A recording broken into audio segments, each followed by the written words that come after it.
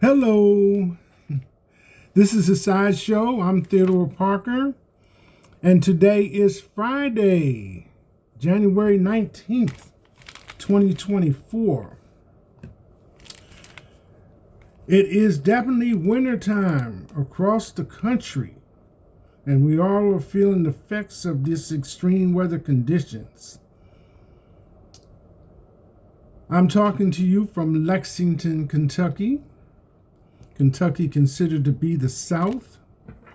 Today, the temperature is going all the way up to 28 degrees. Presently, it is 26 and feels like 17. We have several severe weather alerts in this area. Again, Lexington, Kentucky. Wind chill advisory from Friday, 10 p.m. Eastern Standard Time until Saturday, 10 a.m. Eastern Standard Time. Morning snow showers. I did look out the window. It was snowing. It was snowing around 7 or so yesterday evening, Thursday evening. Have morning snow showers today, highs in the upper 20s and low in the mid single digits. It may be slippery. Snow continuing through 11 a.m. Today, Friday, January 19, 2024, sunrise, 7:51 a.m. Sunset, 5:45 p.m. Wind at 5 miles per hour. AQI, air quality index, good at 29. And it goes without saying, running, poor. So, if you're watching the sideshow on Facebook and Instagram, don't forget to like, comment, and share. Talk about it on WhatsApp. If you're watching the sideshow on YouTube, like, comment, share, and subscribe. Let's not forget the sideshow coffee cup, 11-ounce black ceramic, dishwasher safe. As I like to say, good for all beverages, hot and cold. Buy from me for $17 plus shipping and handling. Sideshow logo. Pay me through Cash App. $ TR Parker 1.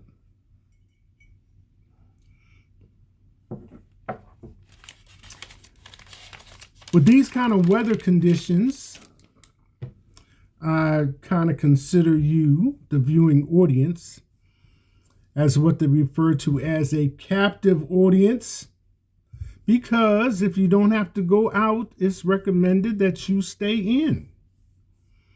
So we can discuss some things and I can pass some facts along to you today that otherwise I might not have the opportunity to do. Another thing I want to remind you of, that in these type of conditions,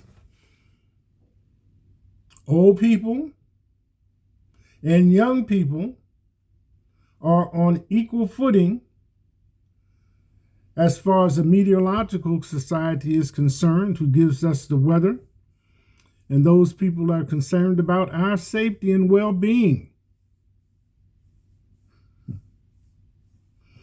So just keep that in mind. First, though, a few reminders before I go over and connect these things to previous subjects and topics that I've discussed on the sideshow. Again, this is related to weather conditions, slips and falls. If you're going to be out, and I guess this is kind of really pertaining to people in the workforce, contributing members of society, taxpayers, etc., etc. Make sure you have the proper shoes on your feet. I would also suggest a long coat. I know people have vehicles they get in from garages and outside, etc., etc. But with the possibility of slips and falls, a little extra padding on those hips wouldn't hurt. A lot of times you just say we fell and the pain will go away, but it would not hurt if it persists longer than 3 days to go to the hospital and have it checked, because broken hips do not translate the same as, say, broken arms or other parts of the body. So just to reassure yourself and to make sure all is good, if you do happen to fall and the pain is persistent, then go have it checked out, which is a good rule of thumb for any health issues that you may be experiencing.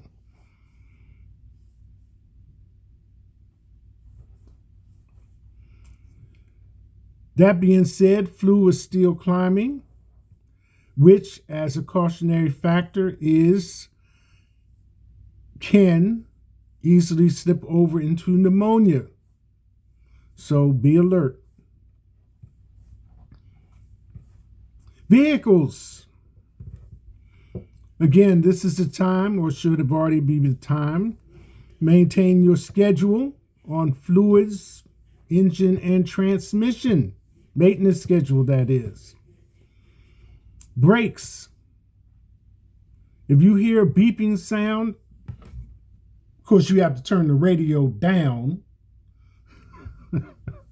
If you hear a beeping sound, that means you need new brake pads. New brake pads are needed. If you just keep on driving and the sound goes away, that means that now you've worn out your pads. You are now on your calipers, and next will come the rotors, which kicks that bill up into hundreds of dollars. Whereas if you are alert and just need to replace pads, even with parts and labor, you would only have to pay around $100. So notice slight but significant difference in monetary output. Tires. Let's say, just for purposes of conversation, you buy a set of tires that has 50,000 miles on them. Average miles per year is around 20,000, so that's 2 years plus 10. So you're coming up into that third year, and you're about to purchase some tires. When you hit that 10,000 mark, you probably could start laying aside the money for the new set. But in the meantime, tire tread. You can take a penny and lay it in the tread. It should come up to halfway on the penny. Halfway on the penny. Less than that, then you start getting into safety issues, starting with the displacement of water on the highway. Headlights and brake lights. Sometimes either one of the headlights might go out. People do switch to their high beams. But if you need to replace one, you can check at your used auto parts place. Although they might not install it, there is one place at least, Amoco, AAMOCO. I think they're a national brand. They will install used auto parts. Brake lights not on. Police can pull you over. If your vehicle's outside, recommend 2 sets of keys. And come out, start the vehicle, turn the defroster on, go back inside, come back out in a few minutes or appropriate amount of time and start breaking the ice off the windows of the vehicle. Start it, turn on the defroster, come back and clear the windows.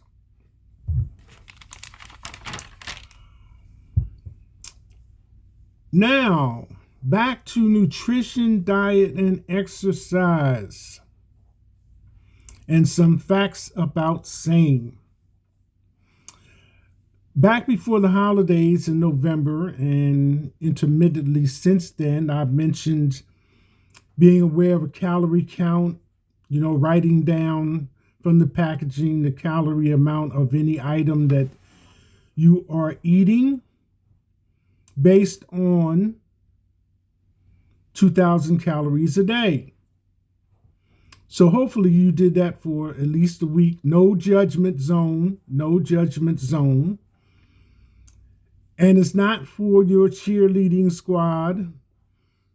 It is for you. You are the one that will be benefiting from this. So you do not necessarily need approval. It is not like a New Year's resolution that you tell everybody about, and then as soon as you break it, everybody's like, oh, I thought you said you was gonna or wasn't gonna, and this and that and the other. You can just dial back on that noise and just let it be for you. Let mine be for me. And as quiet as it's kept, keep it going. So anyway, let's start. The stomach. The stomach is a surprising thing because no matter how much we put in it, and we have walked past people that seem like they just can't get enough, it has never been known to bust open. That's amazing. But just like it doesn't bust open, the less you put in it, it will shrink accordingly.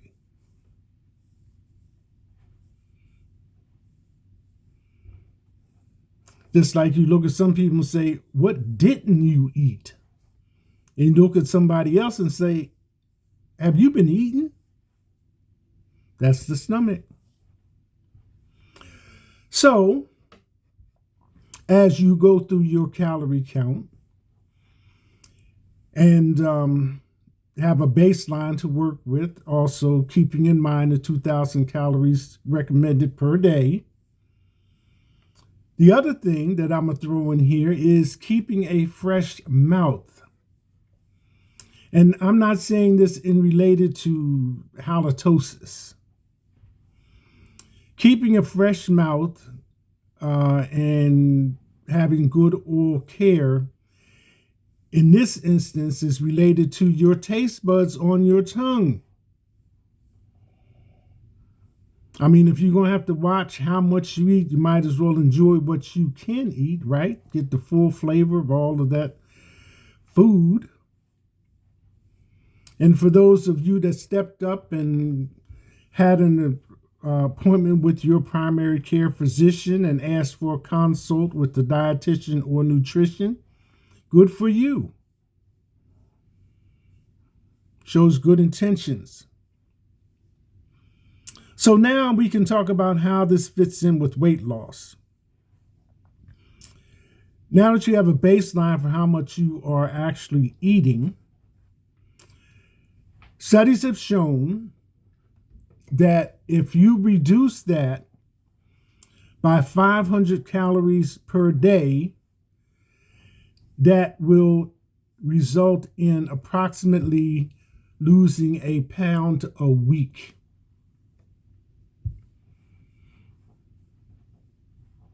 So let that sink in now. You got your little records where you've made your notes and everything of what you've taken in day by day. No judgment, no judgment. So now you know. So whatever that amount is, reduce it by 500 calories a day. And that will give you a loss of a pound a week. And that is a good pace to be on, because contrary to fad diets, everybody else suggesting what you should do, no dessert, no bread, no sugar, and so forth and so on, that's how it's recommended. No yo-yoing with this procedure. No up, down. But I will say this and verify it with personal experience. If you were to get on the scale every day at the same time, you would not get the same weight every day. It will go up and down. That's just a known fact. But persistence will pay off until your weight will stabilize, and then it'll start coming down. But if you are conscious of how much you take in and not be so concerned as what you take in, which can be dealt with later, then at least you've got your foot on the first step.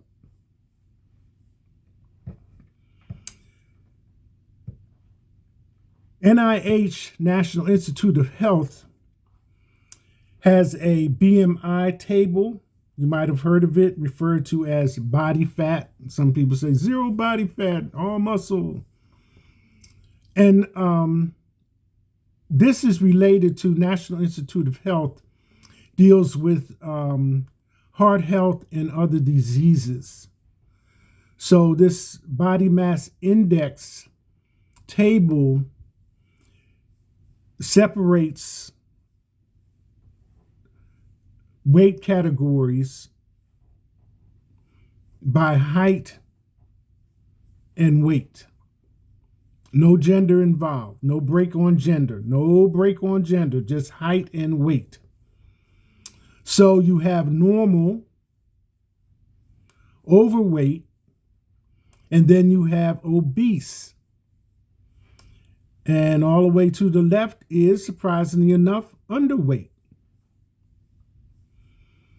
So again, it has been proven through medical studies that if you have a waist size of 40 inches or more, then that puts you in the risk area of heart disease and other disease. Puts your heart health at risk, and also subjects you to the possibility of other diseases. One of those leading ones is diabetes.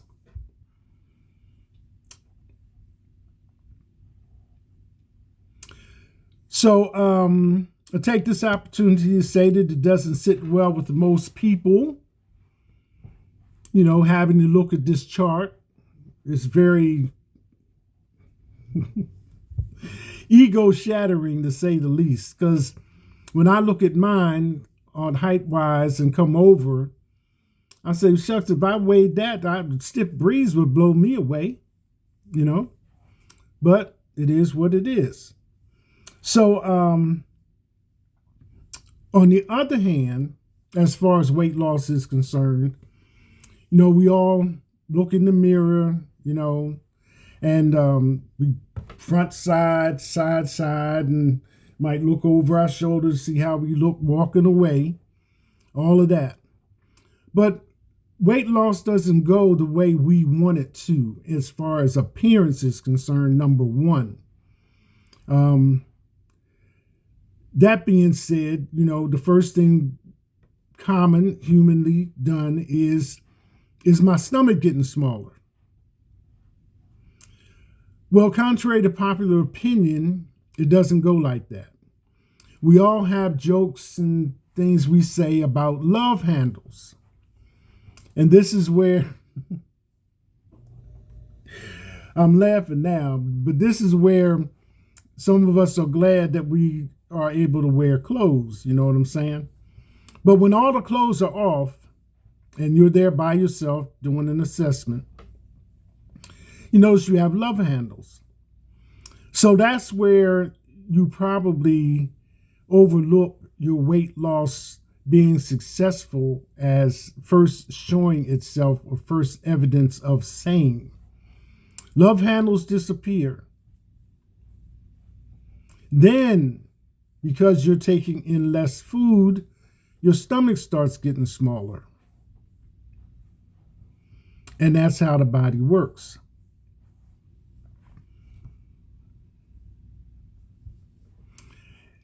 With today's marketing techniques, they always have a youthful model, male or female, with no love handles.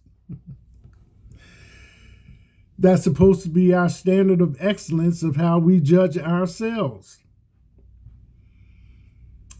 And once we come out of high school, college, etc., the common statement is, well, I'm not working all day, playing all night anymore. Working all day, playing all night anymore.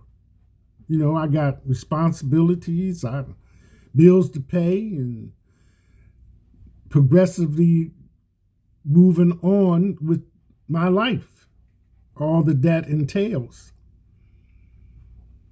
So the standard for judging as far as activities is concerned, and in some cases lifestyles, it changes. But taking care of yourself and your health does not. So that's the purpose of me bringing this information forward to you. As I started out, say the best that you can be. And as you adopt these changes and adapt to them, then you will start feeling good about yourself. And if you continue, you will start looking good as well. As far as men are concerned, the most popular pant size sold is a 36. Now, I don't know how that translates to body fat, but there you have it. And if you throw in the fact that, again, what are you looking for? Perfection? Forget it. Because it's not going to be perfect. You're going to have them days and you're going to have them days. But what you want to be consistent at is progress. To continue to progress with it. That it is an ongoing thing.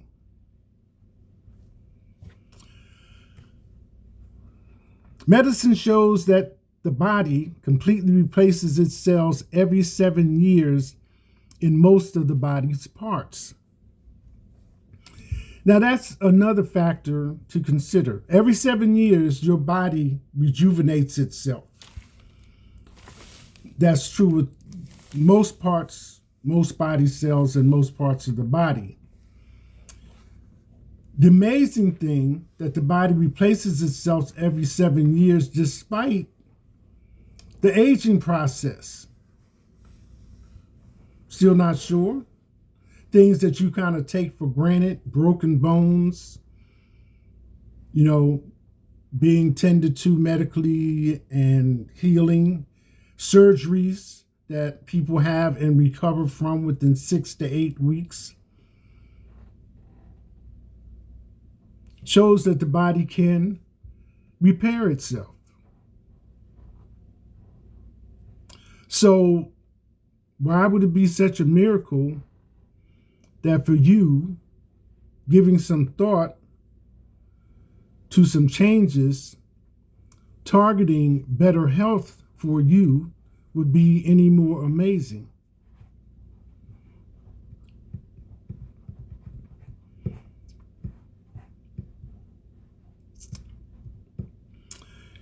Since we're spending more time indoors with the winter weather, remember, HVAC does not remove dust.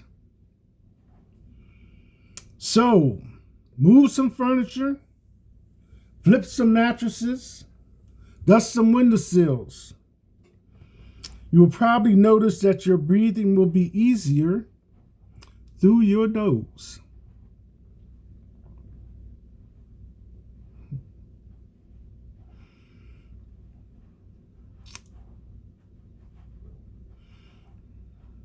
Some people don't like going to the dentist. Other people don't like taking needles.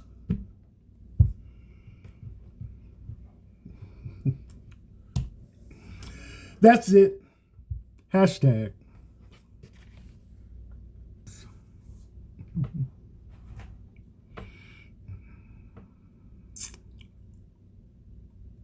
I didn't say anything wrong, did I?